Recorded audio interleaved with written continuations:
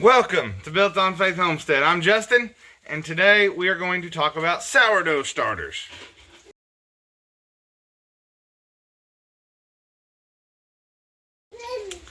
We're going to talk about, I'm going to talk you through the process of getting one going. I'm going to show you our sourdough starter. I'm going to talk about the things we use it for. I'm going to talk about benefits, the reasons to have it.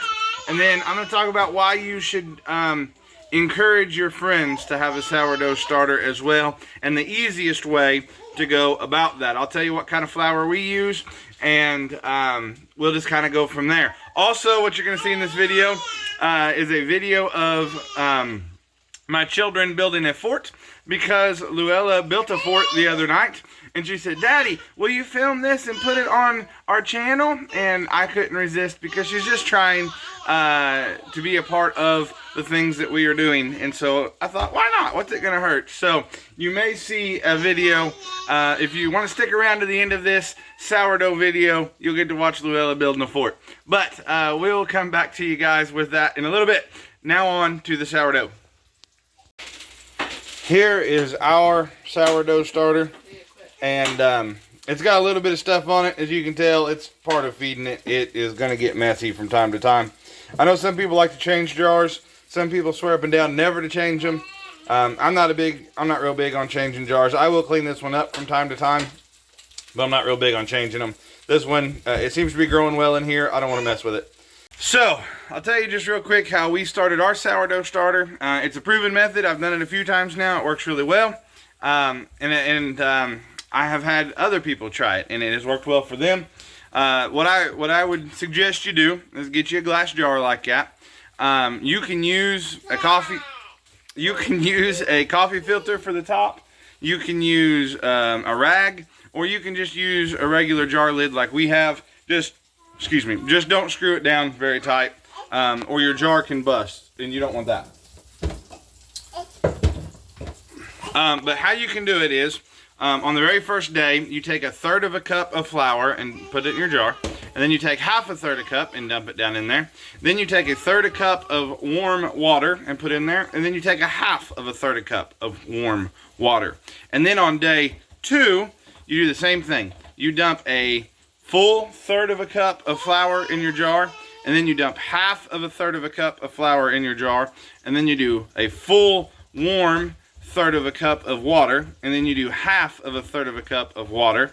And then on day 3, what you do is you pour about half of that mixture out.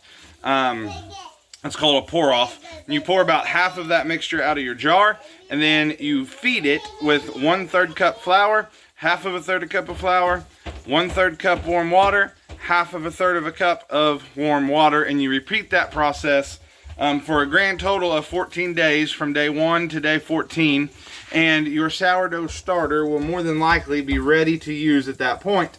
Now, it'll only get better with time. It will only get more airy, more bubbly with time, more active. It'll make bigger, fluffier bread with time, but there are all kinds of things you can do with your sourdough starter. I'll tell you just a few of the things we can do, or that we have done, and then you can use your imagination for the rest of it.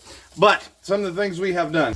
We have taken our sourdough starter pour off and poured it just into a regular recipe for biscuits, and it makes a delicious biscuit. We have taken our sourdough starter and poured our pour off into a pancake mixture and made wonderful pancakes. Pretty much anything that you're making bread out of, you can use your pour off in that mixture. Now, like with our biscuits, I didn't use it as the rising agent. I went ahead and used baking powder. I could have. I just didn't want to wait like 4 hours or whatever for it to rise. We've got a homemade biscuit recipe that's really, really good, and you don't have to do all that. So I just throw the sourdough starter in there, and it gives that biscuit a little extra twang that we really like. And then, of course, you can make bread, and the bread is delicious. We haven't bought store-bought bread now in quite some time, because we just keep a loaf of sourdough bread around, and it's really, really good, and we really enjoy eating it. It's different. It's not Wonder Bread, right? It's going to be different, but you know what's in it, and so that's what we use. Use it for primarily is making bread. That's why we keep it around. And then also, you can make crackers, and you can take that pour off that waste that you're going to have to pour off, and we'll talk about that in a minute. But you can take that waste and you can pour it out and make crackers out of it. And the crackers almost have a Cheez-It-like flavor without any cheese in it, right? And they're very, very good. We really, really like them. We probably don't make them as much as we should, but we really like them. You can also take your pour off, and if you just don't want to waste it, you can dump it down into a chicken scrap bucket, and it's great for your chickens. Next, we will talk about the type of flour that we use, and we'll talk about the pour off process. So, we use unchlorinated, unbromated flour that we buy from the Amish store. It works the best. I've used unbleached, like red something or another. What was that one brand we tried using? No, it was gold, something like red gold or something like that. Yeah, it just didn't work. We tried it 2 different times. It ruined our starter, and we had to start over. We just buy unbleached, unbromated flour from the Amish store. I'm sure there's other kinds you can use, but that seems to work well for us. It's readily available for us, and so it's what we use. Now the pour-off process. Depending on how you want to store your sourdough starter will depend on how the pour-off process works for you. For us, we don't refrigerate ours, and so every 2 to 3 days minimum, it's best to feed it every day. But you can stretch that out to every 2 or 3 days. I would suggest if you're making bread to feed it approximately 12 hours before you want to start making your bread. Do a pour off, and then that 12-hour later pour off will be what makes your bread.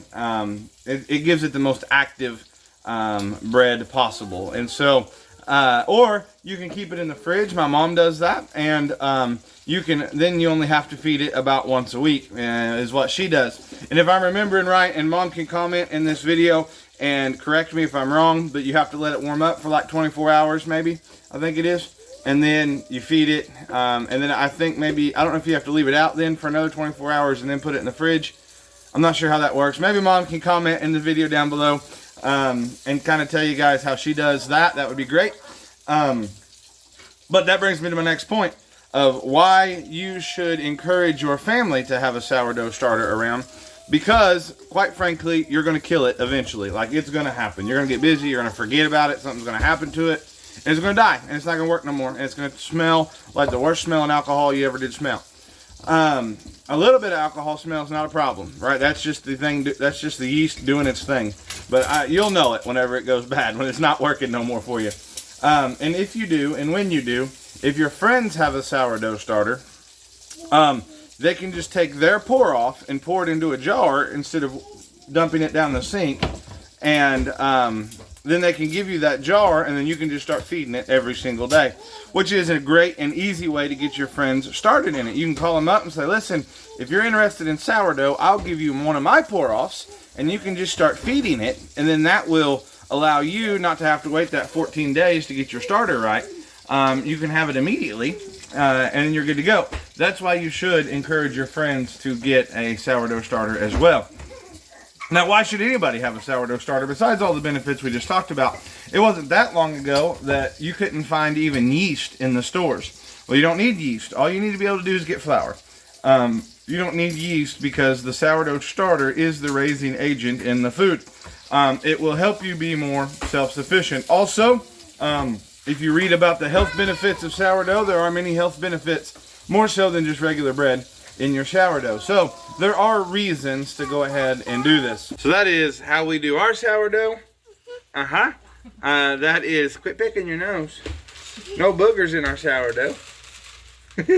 No, quit it. So there's no boogers in our sourdough. But that's how we do our sourdough. That's why we think it's important to have one around, and why I think you should share your sourdough starter with others around you. Don't be too scared. The only way you're going to learn is to dive into it. One of these days soon, I'll do a video on making bread with the sourdough. We are still trying to get it down.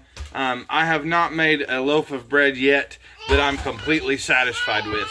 However, I have made loaves of bread that are really, really good, that we really, really like, and they have been improving. But I haven't made one yet that I'm super satisfied with. That I'm just like, that's it. This is as good as we're going to get it, and this is how I want it.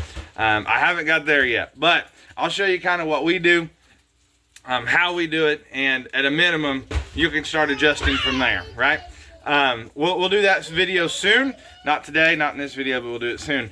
Don't forget to stick around if you want to see the girls playing in a fort. We'll catch you guys later. Thank you guys for watching. What are you girls doing? I made this fort all by myself. You did. And these are our kitchen chairs. But that's the only chairs I've got for it. And we have some toys under and all kinds of stuff. We're pretending there's hot cocoa because it's pretending that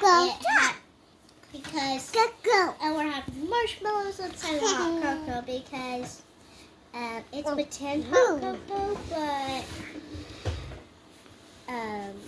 it's and Can I ask you a question? what? Why wouldn't you eat pretend ice cream? Because it's like 100 degrees outside. I don't want to eat ice cream. You want hot cocoa? Yes, because we have been outside and we're really cold.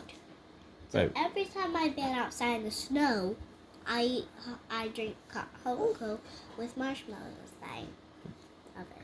But we're all sunburnt because it's hot outside. I know, but we're pretending. We're pretending. Oh. And I'm pretty sure, I don't know about the rest of them, I'm pretty sure this is blanket made. I'm pretty sure this used to be a shirt. Yes, it did. Every one of them, I'm sure, used to be a shirt. I think so, yeah. And It's a pretty cool blanket, huh? yeah. Makes the best fort, doesn't it? Yeah, this is the only blanket we've got, but we do got some on here. That is not the only blanket we got. I know. No. Okay. So this All right, is wrap it up. Wrap it up, baby. Wrap up your video. What's the last thing you want to say? We love this boy. I love it. Okay. And this is our house right now. A tiny or tiny house? Tiny house?